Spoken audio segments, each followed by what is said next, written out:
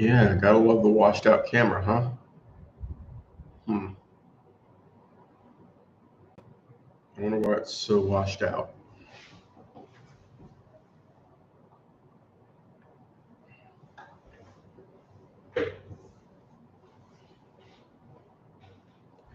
Yeah, I don't know, guys. That's really washed out, isn't it? It's not. I mean, it's my standard webcam. It's not my laptop one. Hmm. Whatever. I wonder if I can. Um, let me go to Logitech Capture. See if we can fix that a little bit.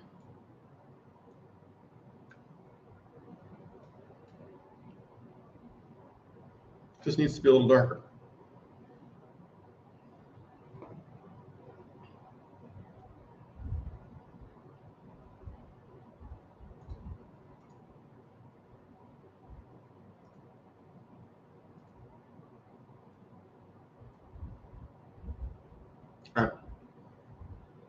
Camera not available. We detected you're using it somewhere else. Great. So apparently, once YouTube takes over the camera, I can't manipulate it. And it does a really lousy job of autofocus by default. Anyway, we're just going to roll with it. Today's topic is trust in society, high trust versus low trust societies. And we're not talking about like, oh, I don't know.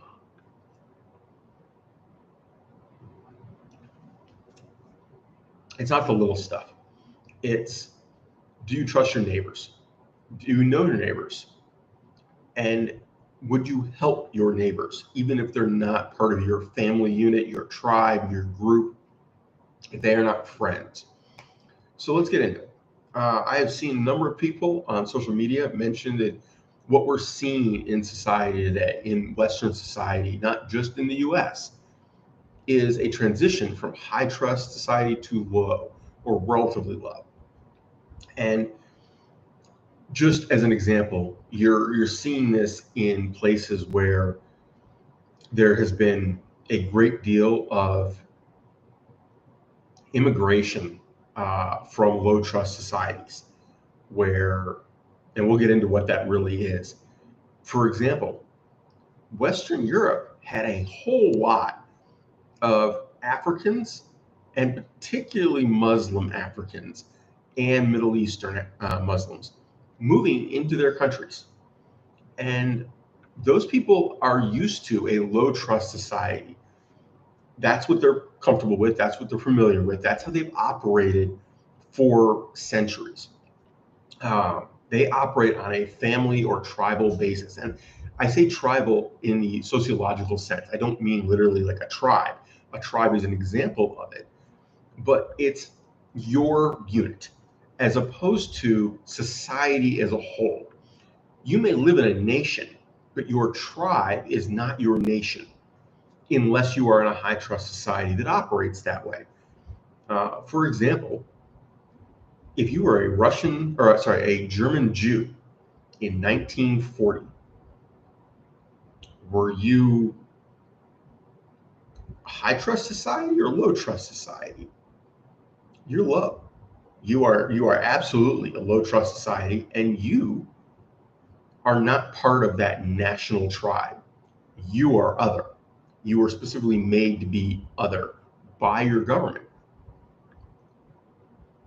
So just because the nation as a whole was more of a high trust society, and it was, despite the fear of the Gestapo and so on and so forth, and the SS and all that, as a unit, as a nation, they were a relatively high trust organization, but not entirely. And if you weren't part of that group, you're excluded.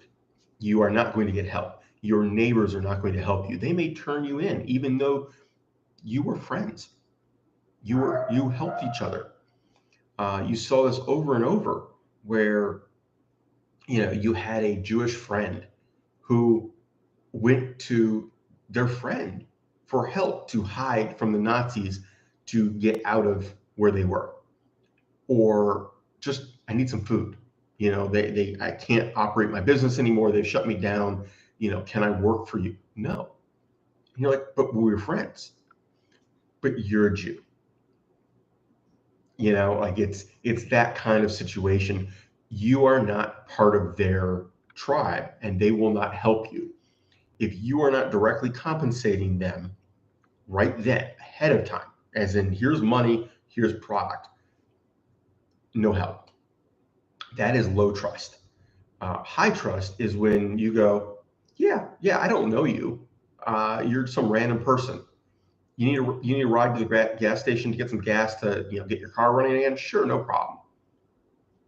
You're not a friend. You're not a family member. You're not part of my church. You're not, I don't work with you. You're just some random person on the side of the road who needs a lift, to the next exit for a gas station and then a ride back.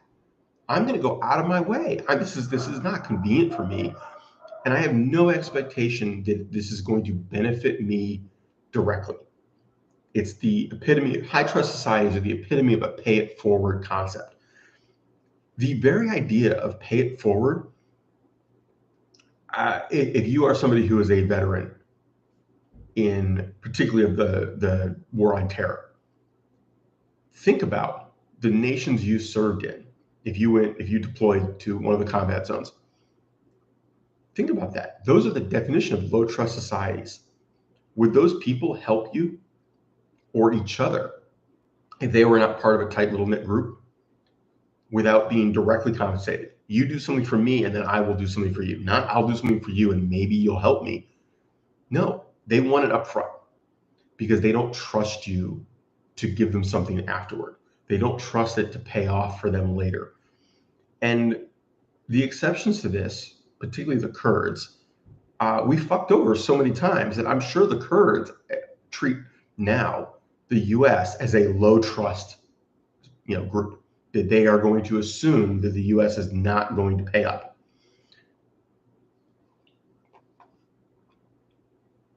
So historically, the U.S. has been a high trust society, even going back as far as the 1700s. We're talking late 1700s, but even early, as a nation, we were built on the system of cooperation, a barn raising, a new town, farming. The way we farm in this country, for private farms, not big industrial setups, but smaller, even if it's a corporation, but it's a family organization, we tend to be a high trust system. You are, say, your neighbor has that combine. You don't have one. But your neighbor is going to be willing to come help you in exchange for payment later, or that, hey, you're going to give me some hay later when I need it for my animals, or, a percentage of this crop I'm going to get. But you're not paying them cash up front to show up with that machinery. They're not asking you to do something for them first, and vice versa. There's this, pat on the back trade-off. And the expectation is simply that it's karma, it's goodwill, that it rolls around and everybody comes out ahead, even if the scales aren't perfectly balanced. That's a high trust society. You have volunteer fire departments. Okay. Volunteer fire departments. Is this a thing in any other country? Not that I'm aware of. A local village may have what amounts to a volunteer fire department, but it isn't going to be like a city. You certainly would not have, say, Tehran have a volunteer fire department. You're not going to have that even in Russia, which is a major country, right? You're not going to even have this in Germany, probably. This is something that is almost unique to America, this level of social trust. But then we went and we codified it. And we said, these are the things that you have to trust society to do, that you are expected to trust society to do. And we abdicated a lot of this. The concept of defense of society. We literally wrote laws making it so that you are not allowed to interfere. People are allowed to do things that are destructive, and you are supposed to just let them do it and hope the police do something. Because if you get involved, you're now the criminal. And guys, feel free to chime in here. This is not, I know I'm lecturing basically, but this can be a two-way conversation. Let me scroll down my notes. Now, I want to be clear. This is not a good, bad situation in terms of high trust and low trust. The examples I used are nations and areas that we tend to think of as not good societies. But that's not directly a consequence of being a low trust society. For example, most major cities in the US have been low trust for a long time. You don't lend your neighbor that you don't particularly know anything of value. You are not going to lend your neighbor if you live in a city, your car, unless you're close friends with them, right? If they're not part of your unit, you aren't lending them your car. You are not picking up somebody on the side of the road and giving them a ride without compensation. It's called Uber, right? it's called a rideshare system where the person's paying you for that ride instead of it being, oh yeah, sure, I'll help you out. We've literally created a society for our cities that is based on low trust. And as long as everybody's on board with this, as long as the legal system works with this, it's okay. It's not as efficient, but in other ways it is, because it lets you assume that everybody is on board with this system and that you will be compensated. So you don't have this dance of, well, am I going to get compensated? How is this going to work out? I'm putting myself out here and maybe I get something back, maybe not. No, they expect to be paying you and you expect to be getting paid, and vice versa. It just works. But you have things like childcare where in the past, in a higher trust society, you could leave your child with extended family, friends, tribe members, and multiple people would be leaving their children with them and going to work, and you stop by and pick up your kid later. And it might even not be internal to your tribe. It may be just somebody who's part of your larger tribe. And maybe they're getting paid, but they're not like a corporate daycare center.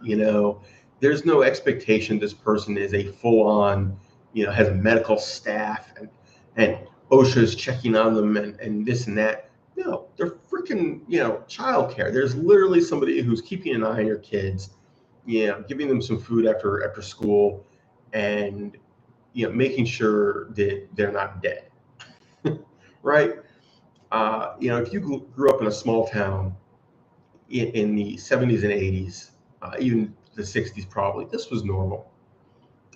Even if you didn't personally experience it, you knew somebody who did. You knew people who went to school with you who they walked 3 blocks, 4 blocks to somebody's house, and that person was watching kids for a dozen people for a couple hours until those parents came by and picked up their kid. And yeah, that person probably got paid for it, almost always, right? But they weren't a traditional business. They weren't operating this as a corporate entity with inspections and government permits and this and that.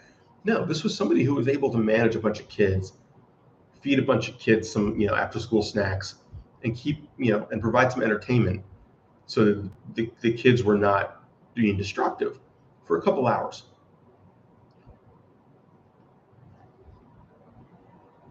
Very often they were somebody who was retired, but young enough that they were still willing to put up with that many kids and had room for it in their house.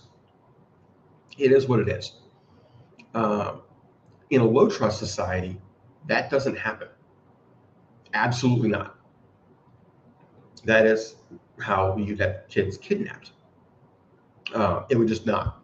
There's no way you would do it because there would be an expectation that somebody is going to do something wrong. You would not trust a person with your children. Um, you would trust a business with your children because you're trusting an organization that exists to do this task. And if they fail in this task, there will be consequences, direct, like not a personal consequences, but the government will come down on that business. But even more so in a low trust society that is built that way, as opposed to what we have now where we're transitioning between two things. Your tribal unit, your group would come down on them. If the other group wronged you, you would deal with that. And maybe the way you would deal with that would be to run and hide. You would consolidate into your own little area that you could protect. This is how you get essentially what is really a ghetto, a neighborhood of like people where they're there to protect themselves from the outside. They are there because that way, that in this area we're strong. We can't be strong if we're divided up all over the place.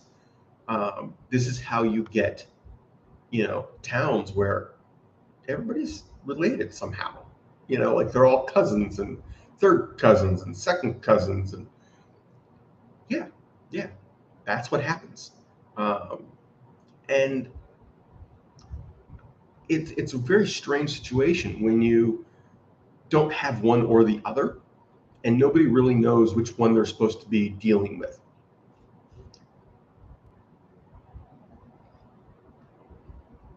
So, for example, you see riots, spontaneous, people pitching a fit basically, and they just decide to trash something, a local business because their drink wasn't what they wanted.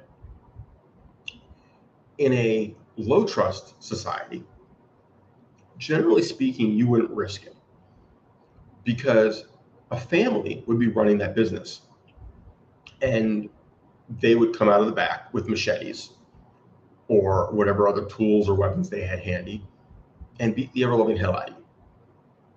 And that would be expected. That wouldn't be an odd thing. That wouldn't be something where like the government comes in and goes, "Oh my God, how dare you?" No, they'd show up and take the people you beat up to jail and literally go, "Hey, don't go going after their family," because those people screwed up. Okay. In a low trust society, if you screw up against a group, you can expect them to react, to respond. In a high trust society, they assume the government is going to take care of it. They assume that society will deal with this, and they've been told they're not allowed to deal with it themselves. And the problem is when society doesn't deal with it, because then you have this mismatch. You have this dissonance between, well, I put my trust in society.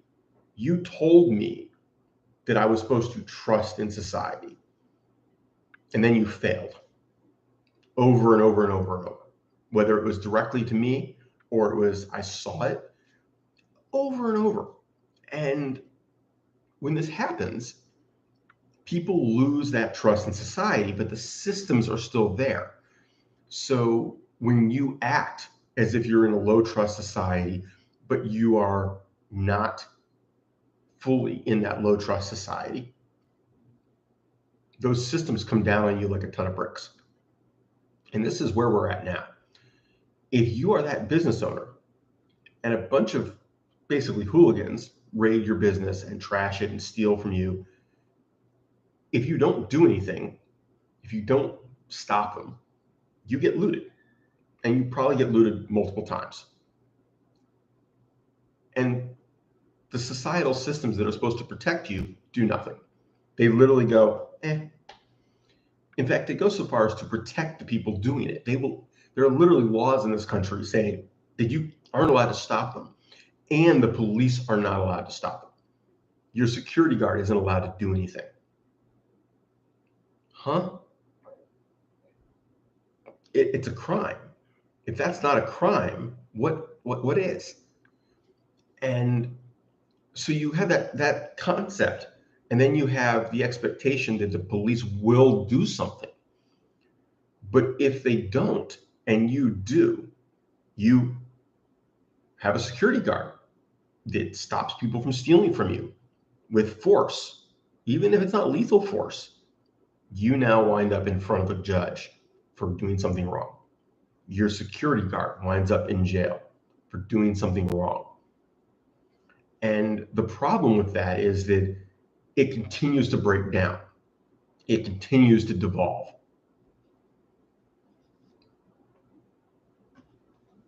And that's what we're watching. That's why people are saying we're going from a high trust to a low trust society. I think we already had a low trust society.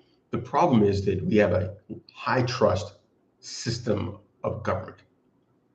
We have one where we're told to assume and act as if the government is there to do its job and will do its job. But it doesn't do its job against the people who don't live in that world, who don't behave that way. If you try to play by the rules come down on you and hurt you more than they hurt the person that is attacking you. And what we're seeing is that this is happening even at the higher levels. And we'll get into that in a second, but I've got a good example. A while back, Morgan Zegers and a few other people posted a video or linked a video of a young woman being assaulted on a train, subway, or something to that effect by a young male. I don't know if he was under 18, over 18, but he was a young urban youth of some sort. And I mean, he was not beating on her particularly, but he was keeping her from getting up and leaving. He was squeezing her arm. He was pulling her hair. He was basically kidnapping her. Would be the legal definition, and generally assault. And the comments basically boiled down to, well, what the hell? Why didn't anybody do anything? There were multiple people on this train, multiple men on this train, and why didn't anybody step up? And the answer is simple. They didn't want to go to jail. They didn't want to get sued into bankruptcy because a high trust society has told them that that's not their job. And if they do that, they will get put in jail. Not every time, but enough that you don't trust the system to not come after you. That if you step in and stop this illegal behavior, stop this horrible behavior, you won't be protected by the system. You will be attacked by the system. You will be the victim. And nobody's going to do that. It's very, very rare. And the problem is that now that's corrosive because the person who wants to step in and is literally going, I can't risk it. What happens to their trust in society? What happens to everybody else's trust in everybody else? Down the tubes. So,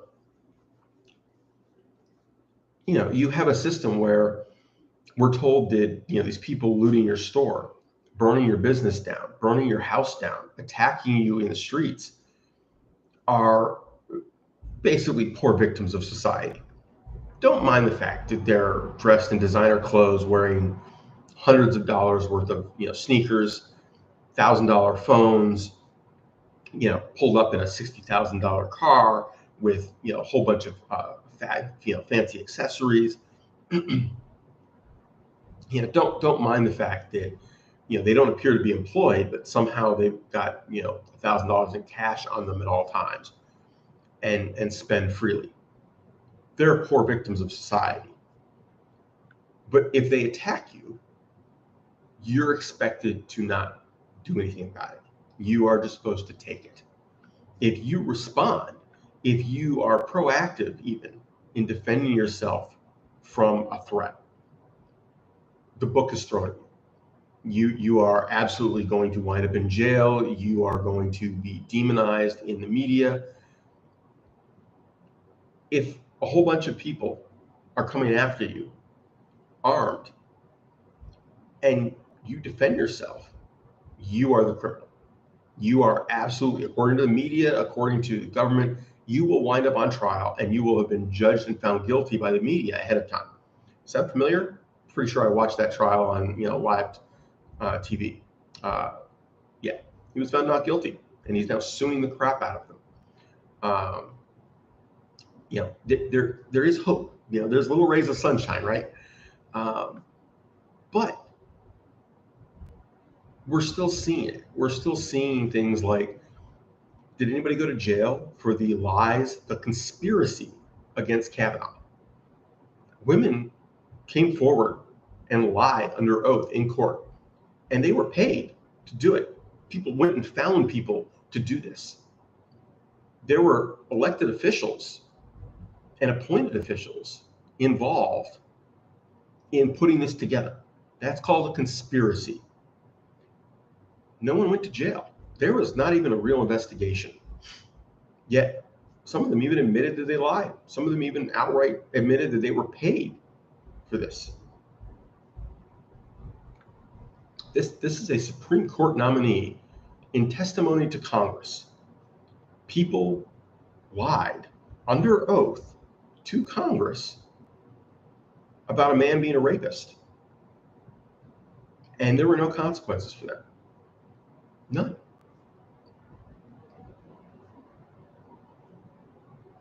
And the average man is supposed to feel comfortable with that, is supposed to be okay with that situation.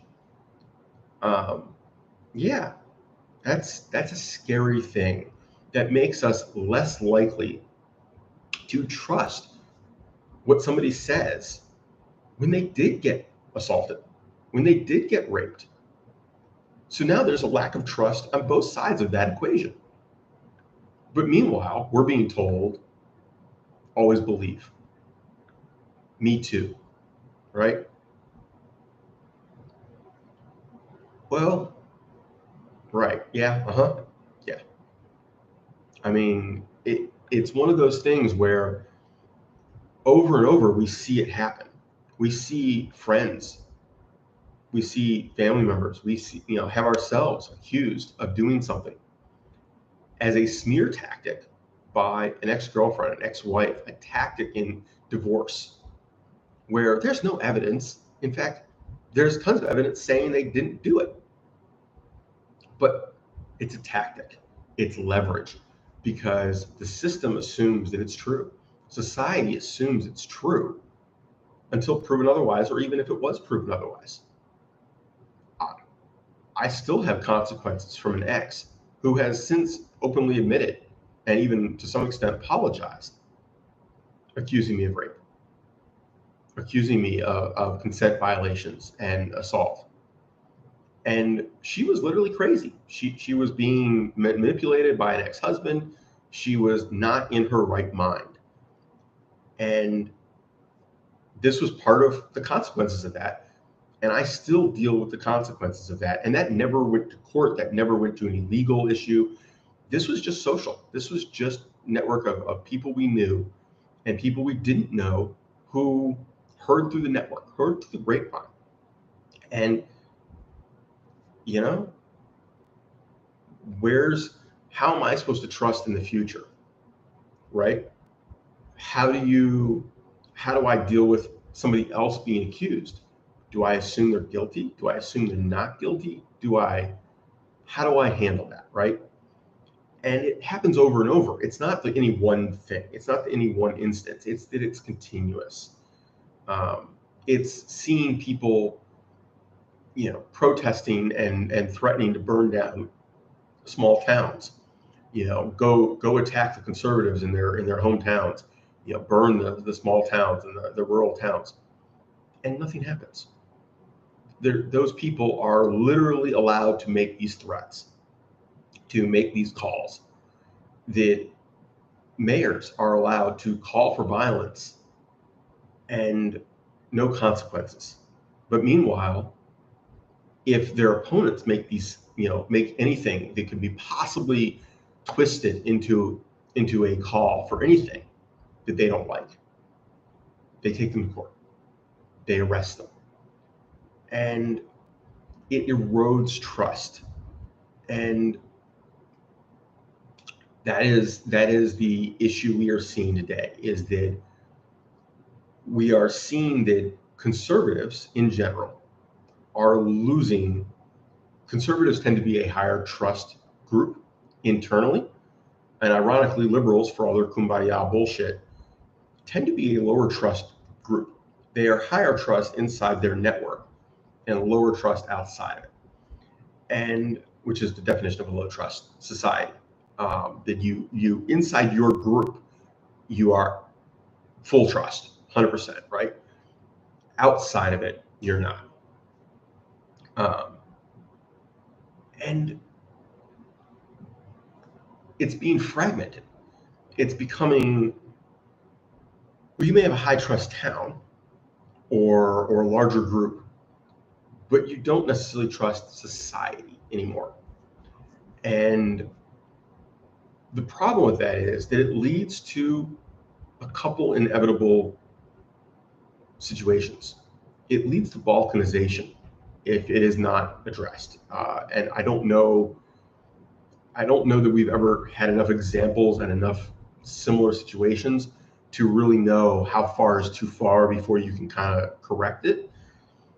And it also leads to civil war, because when it breaks down far enough and you have enough civil unrest at the same time, because the two are not the same. Remember, I said you can have a low trust society and it work just fine. It's when you have a breakdown from a high trust to a low trust and civil unrest, because people basically look at their government and go, where were you? What were you doing? You are what is part of the problem. And ironically, both sides of a civil war, and it's not going to be two sides, it'll be 3 or 4, are going to be saying the same thing. They're going to look at the government and go, the hell? It's like a freaking elephant upstairs.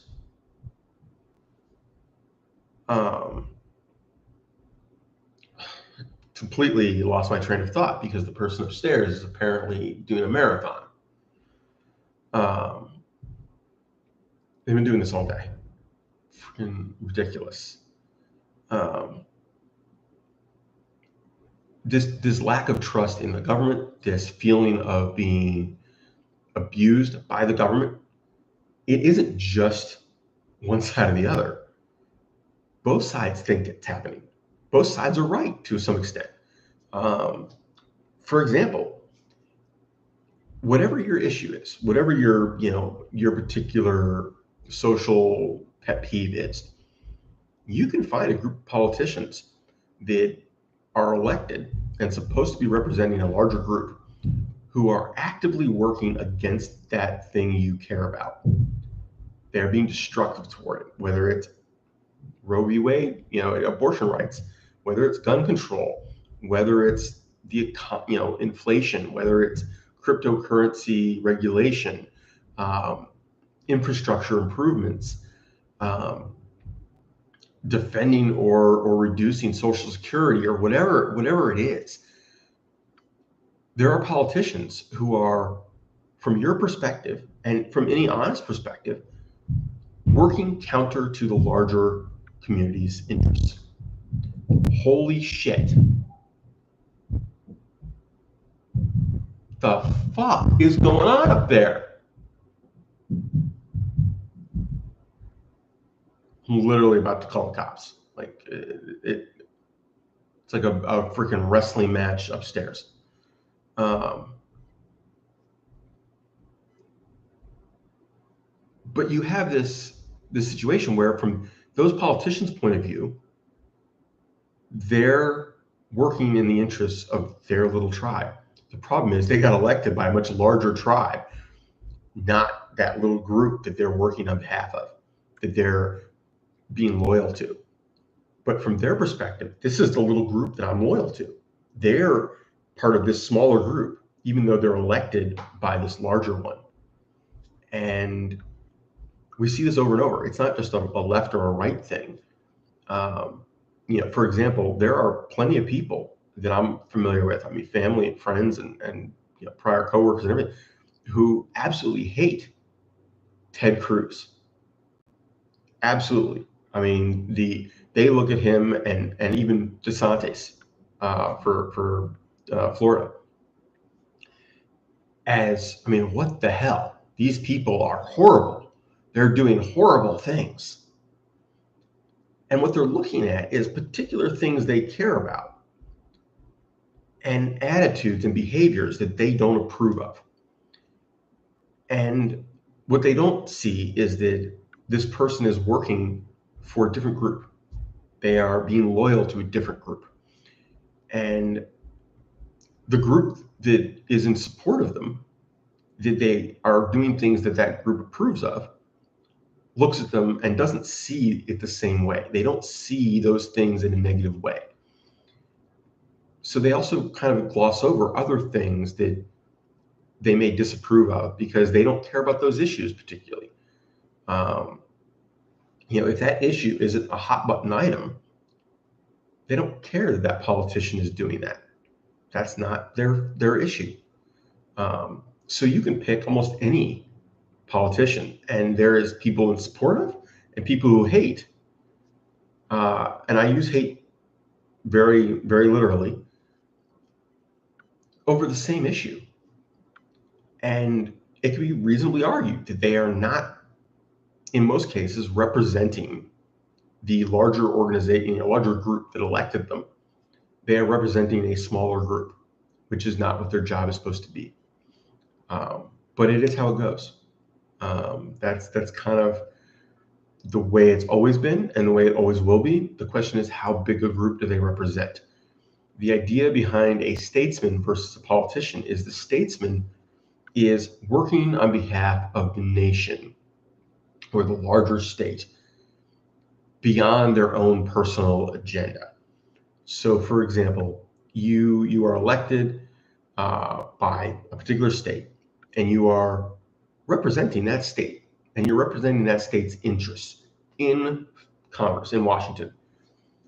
But at some level, you are also working on behalf of the larger body of the whole country, even if this is, in a given issue, potentially not the best course of action for your state. For example, it may make more sense for a particular government contract to go somewhere else and not your state.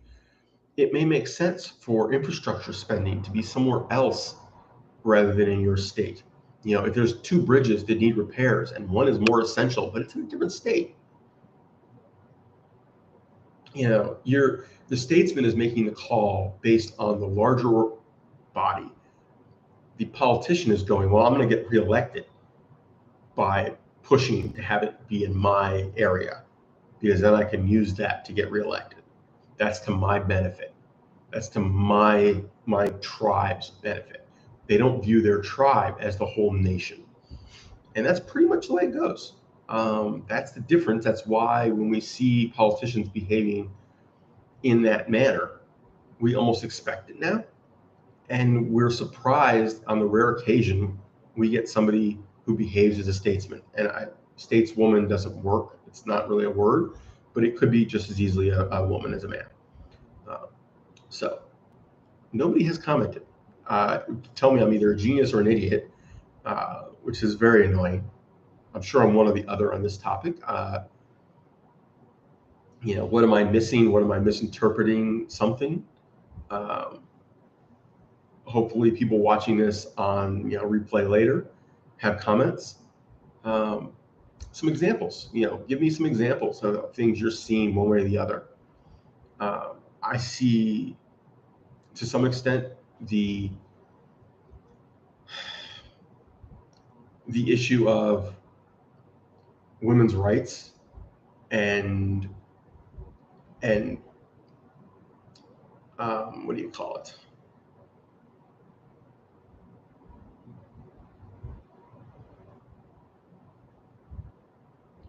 I guess feminism.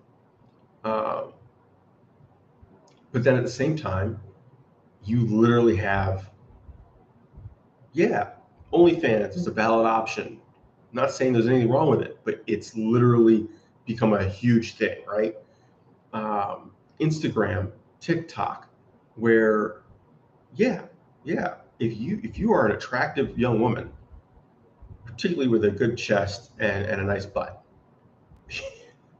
you can be a complete moron and make a good living using these platforms by basically being a whore. Now, are you having sex for money? No, but you're selling your body for money. Now, I'm not making a judgment call on that. I actually have no problem with that.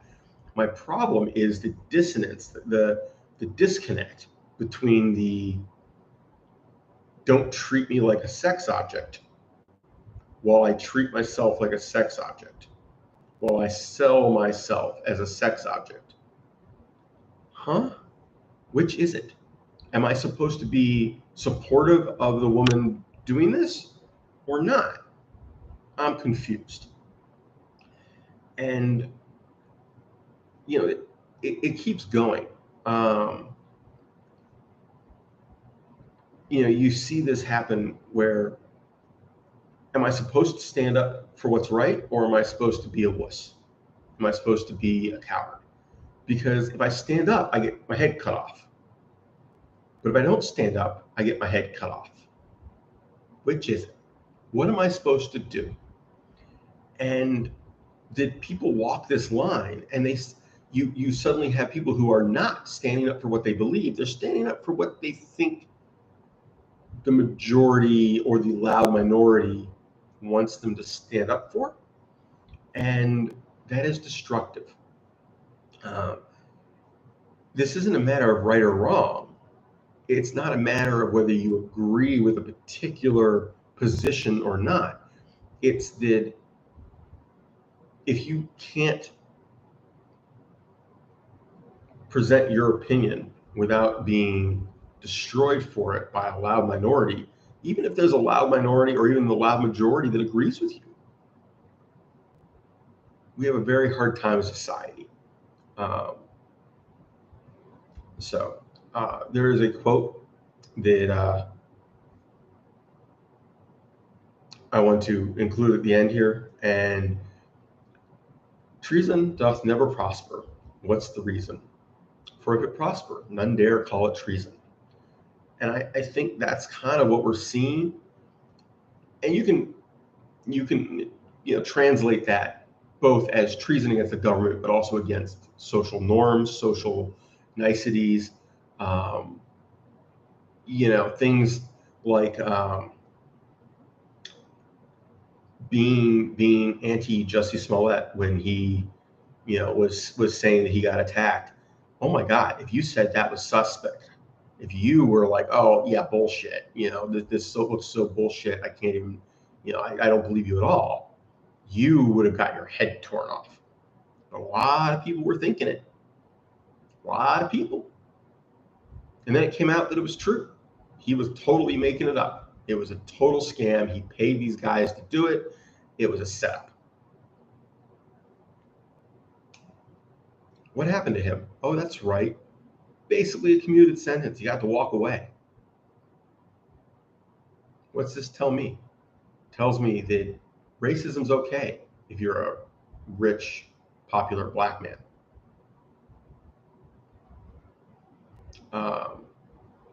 And you can interpret that as any rich, popular blank where you're a protected class.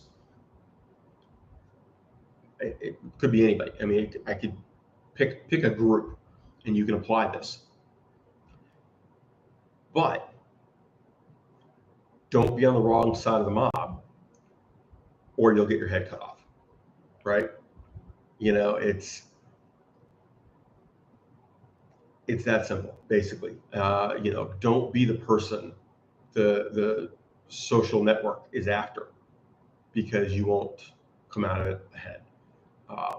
And it's interesting because certain people have managed it, even on the social networks, you know, where they are bucking the agenda, the trend, and they are influential and popular enough and do it well enough, they win to some extent. Elon Musk has pulled this off very well. I mean, there have been others, but it's one of those things where most of us can't do it. And it is, watching it is destructive to society. Watching it is destructive to people's trust in society. So anyway, I'm now rambling and repeating myself. So I am going to call it a night. Amazed that none of the people that came through had anything to say on this topic. But is what it is. Take care. Stay safe. Good night. And honestly, you know, tune out of social media, tune out of the news, go outside and take a hike, go spend some time with family and friends. You know, things are a mess. I'm not denying that, but they're not nearly as bad as it seems if that's where you hang out and focus. The real world is not as bad as the people who are paid to sensationalize things make it seem. So, anyway, good night.